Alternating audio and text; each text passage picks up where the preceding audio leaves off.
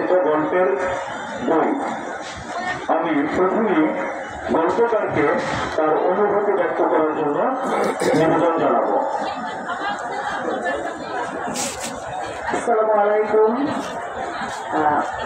লেখাটা আসলে প্রতিটা লেখা হচ্ছে গিয়া সন্তানের মতো।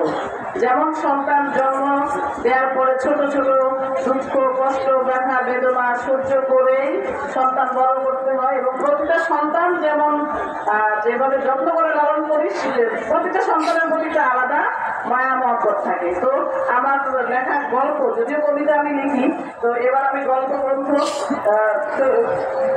প্রকাশ করতে সমর্থ হয়েছি। তো আমার লেখা প্রায় এটা আমার যদিও প্রথম গল্প গ্রন্থ, তো আমার অনুভূতি আসলে অন্যরকমই একটা।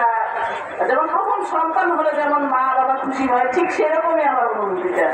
এখানে এই গল্পের বইয়ের ভিতরে আমার 6টা মোট গল্প আছে।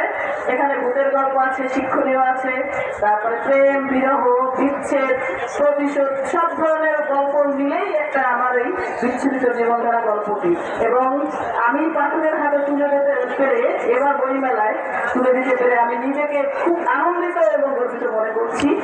আর আমাকে এই প্রথম যেহেতু আমি গল্পগ্রন্থ আমি প্রকাশিত করেছি, আপনারা অবশ্যই এই বইটি সংগ্রহ করবেন এবং আমাকে একটু উৎসাহিত করবেন।